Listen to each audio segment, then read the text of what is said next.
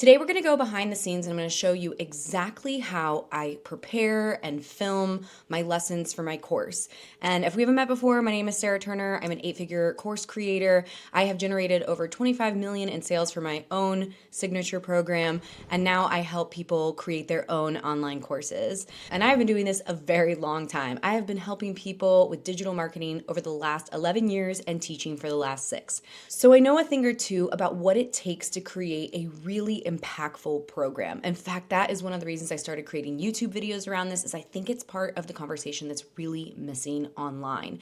So many course creators talk about how to market it, how much money you can make, and that's very important. I definitely talk about that too, but there's so many more nuances that go into making a program that is actually impactful, and then of course making an online business around it so that you can experience incredible freedom, because digital products scale, and so that means you're not trading time for money. It's really just an incredible way to impact lives. And then of course, it has a really profound impact on the course creator's own life. So that's why I've shifted into talking about this. So this is one of the things that I think people really overcomplicate. And I've actually noticed that there's quite a divide among men and women and how they go about creating content for their programs.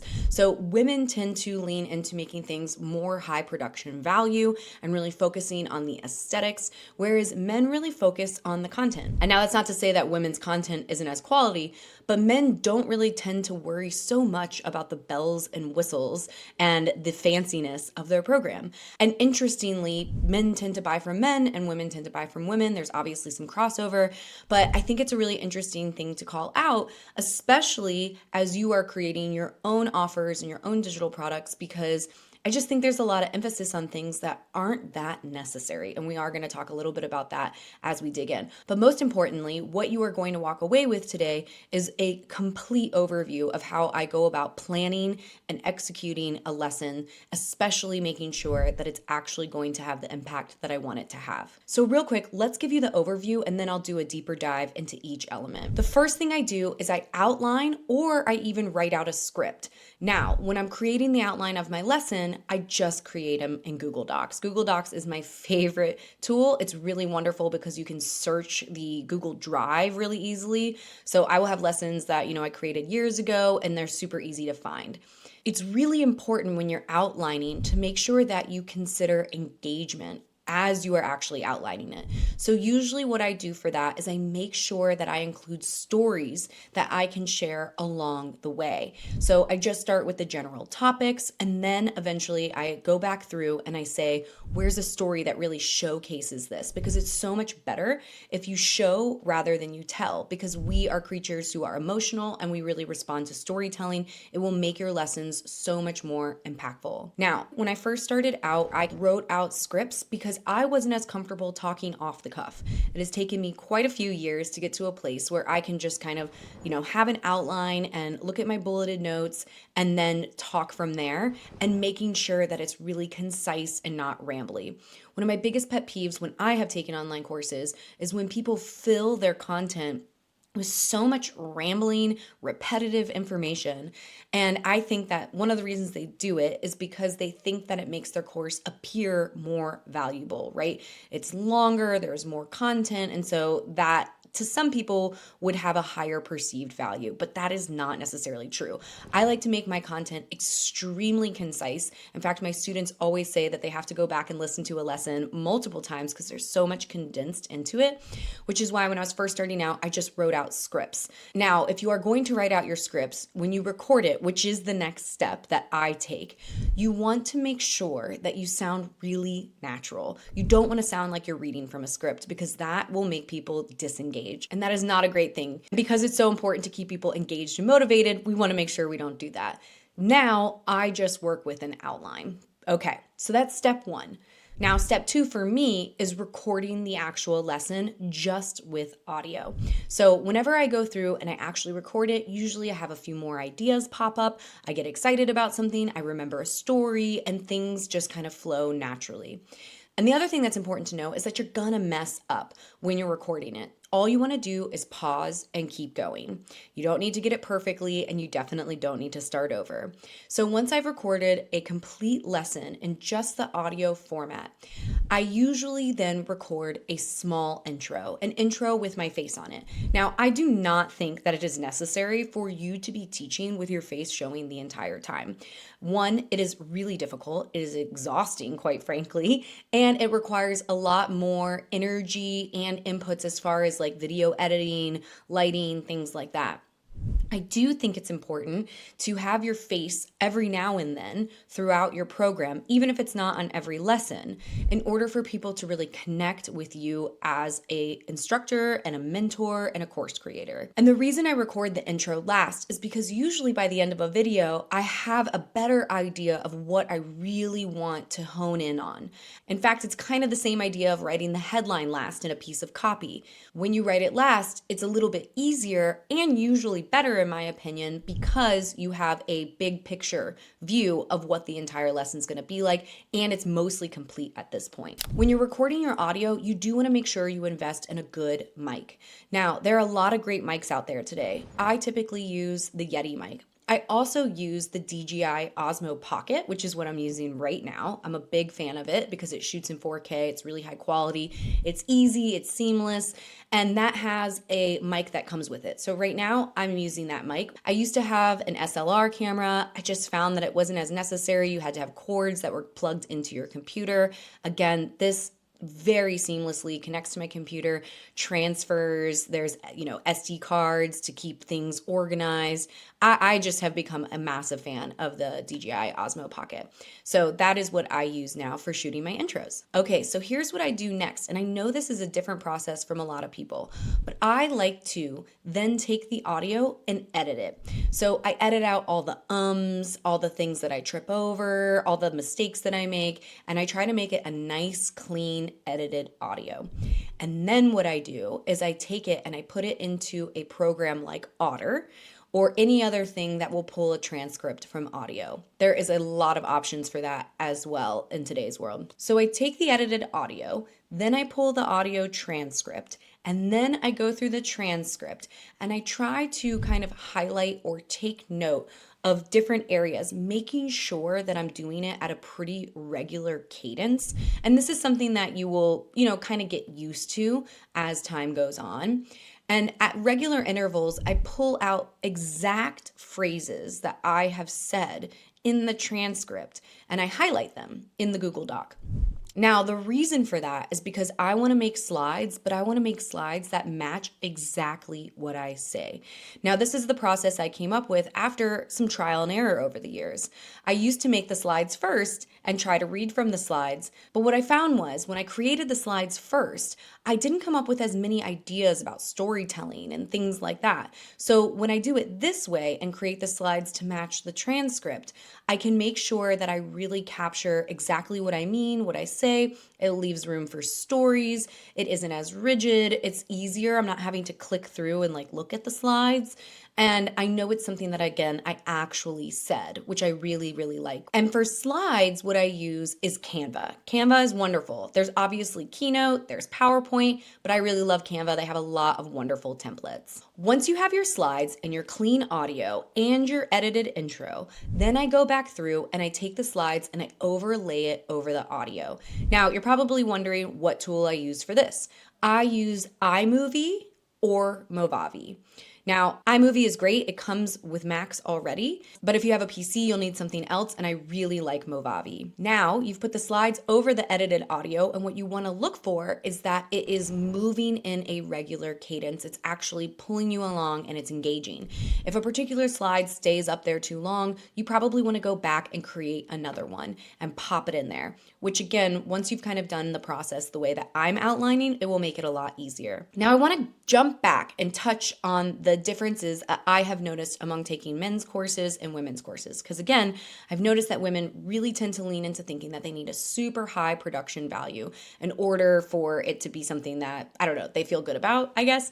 But some of the best courses I have taken have been usually dudes who are just recording their knowledge over them reading through an outline on a Google Doc. And like they're even out editing and adding to the outline as they're talking, which to me kind of blows my mind because I just wouldn't be able to do that. Like, I think that I need more focus than that in order for things to come out right.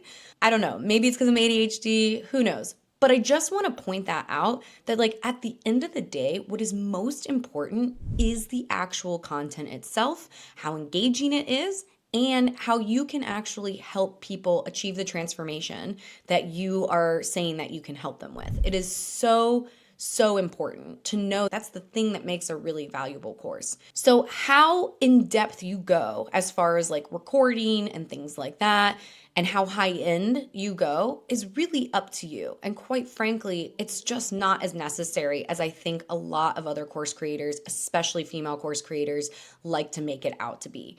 Because at the end of the day, if you have something that is super valuable information and you can get people to get through your program through just how high quality it is, like that's okay. So I emphasize that because I would never want you to look at somebody's high production program and think you can't create a program, because that's just not true. Now, let's dive into a few other details. First things first, I just want to emphasize that the camera quality and the audio quality are important. I really recommend that you invest at least at the bare minimum into a microphone. You could start out doing your video on an iPhone or an Android if it is pretty high quality, but definitely invest in a mic. The other thing that is super important is lighting. I make sure to set up in front of a nice big window because I have set up in dark spaces before. And if you're in a dark space, then you're gonna have to invest in some box lights. And let me tell you, that is one of the most draining experiences I have ever had in my life. To sit in front of box lights and have to record for 20 minutes, 30 minutes, an hour is so draining for me. So instead, what I do is I make sure that I set up in front of a nice big window. Now, if you are gonna set up in front of a window, you will need to pay attention to the time of day, the weather, and things like that, because there will be some days where maybe it's too bright and some days where it's too dark. And that does kind of put a little bit of a restriction around when and how you can record. But for me, it's a really fine trade-off to not have to sit in front of box lights. The other thing to keep in mind is your backdrop. Now, I am just really partial to whatever is naturally back there. Obviously, I take some time to kind of put some books on the shelf and to put some artwork up and things like that. But again, I think this is one of those things that people get a little too hung up on. Try to make it nice, try to make it match who you are, but it doesn't need to seem sterile or contrived, and it definitely doesn't need to be the thing that prevents you from actually moving forward and recording. In fact, if you were to have no video in your initial program, that is really okay. Again, I would recommend at some point you want to have your face on there so people can kind of get to know you, know who you are, your mannerisms, things like that, because they will imagine it when they hear your audio only lessons. But again, just whatever you can do to get started or to create that next offer and to not get hung up in perfectionism, because I am all about taking imperfect action, because that's where you really learn things, you gain momentum, and it's what keeps the ball rolling in an online business. Okay, now let me share with you some best practices and some tips I have for you over 6 years of recording lessons myself and in helping students record lessons. First, you gotta figure out what you can handle energetically. So I really recommend figuring out, can you do multiple lessons a day? For me, that's exhausting. I can really only record about 1 lesson a day. I can outline multiple lessons a day, but what I try to do is batch my work so that I can do whatever I need to do in order to stay focused, but also to work with the energy that I have. So I will often batch a few outlines if I have the time. Sometimes my lessons are really big and robust and I just can't do that. But I usually have 1 day a week that I dedicate to recording. So for me, right now, that's Tuesdays. And that's in part because my 2-year-old is at forest school and my little one takes a 2-hour nap from 10 a.m. to 12 p.m. So it's a nice 2-hour chunk on Tuesdays where the house is pretty quiet and I can actually get some recording done. Now, I have tried all kinds of things. I've tried teleprompters, I've tried scripts, I've tried bullets. And it's changed over the years. It's changed based in really my comfort level. And quite frankly, creating organic YouTube videos has made me much better at kind of speaking on the spot. So you're going to want to find what works for you.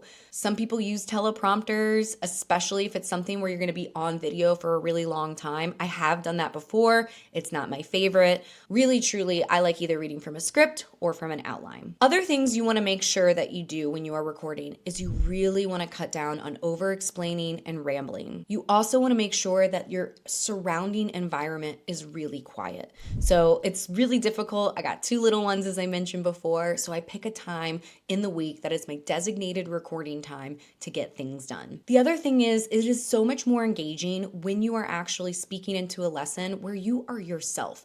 So I would encourage you to infuse your personality, crack a joke, make fun of yourself, whatever it is that is natural for you.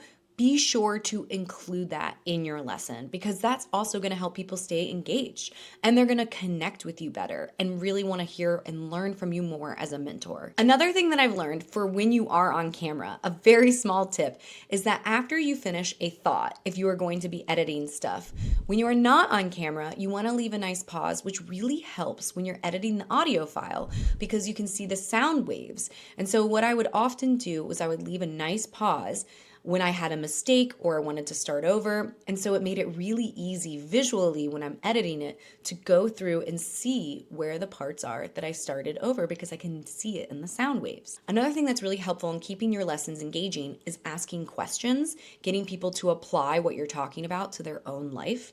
The other thing that I like to include is some animation. Not a lot. I really think animation can go into the kind of like cheesy area pretty quickly, but if you feel comfortable with your own kind of sense of design and style, I would encourage some movement in your slides to keep that visual learner engaged. Okay, now, once you have this beautiful final cut lesson with your slides over it and everything ready to go, you want to make sure you export it in the highest quality settings as possible. So that's usually 1080 or 4K. This is how you're going to make sure that you keep everything super high quality. And then you're going to upload it into whatever platform you host your program in. I am a big fan of Kajabi. I also use Circle. There's other wonderful programs like School, Teachable, Thinkific. Usually though, those programs have an actual video hosting platform like Vimeo or Wistia embedded in it.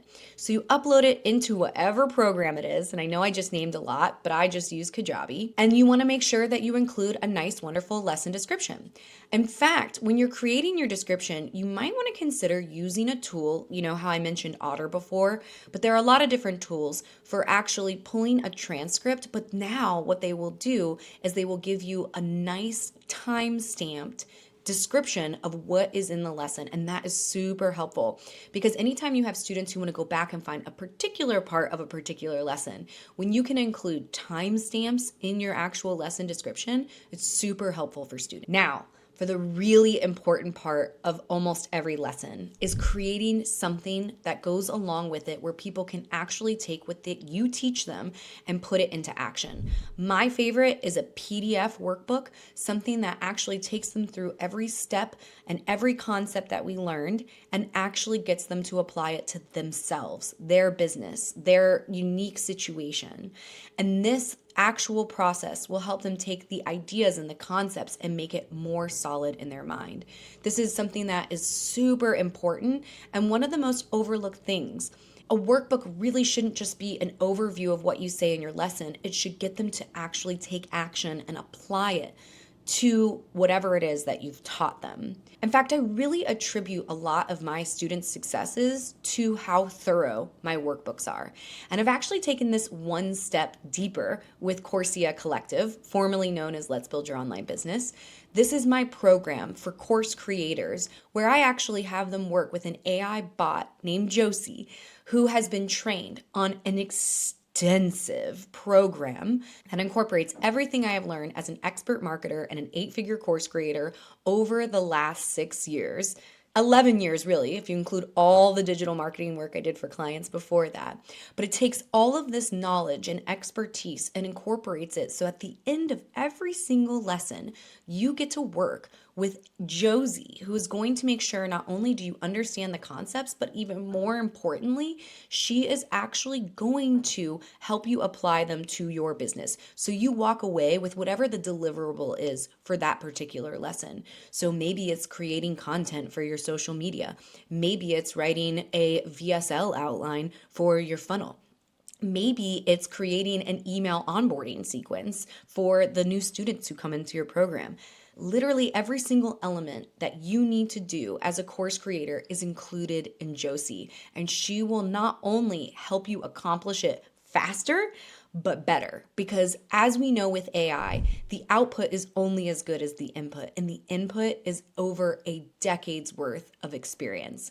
Please, if you are a course creator, I would love to invite you to Corsa Collective because it is going to change your life, quite frankly. I just had a student tell me that it would have saved her a year and a half of work. It is no exaggeration. It is going to make everything that you do better and more efficient and save you an incredible amount of time. I cannot emphasize that enough. And I've gone ahead and left you some details in the description below. And of course, if that was helpful, please don't forget to hit that thumbs up button. And if you hit subscribe, you'll get notified anytime I drop a new video. All of this is going to be focused again on course creators and all of the wonderful work that they do as they impact the people whose lives they touch. And subscribing is a really easy and free way to support your YouTube creators. And please don't forget to comment, leave some questions for me if you have them. It's where I get ideas for next videos. Anyway, I hope this helps, and I hope you have a wonderful rest of your day.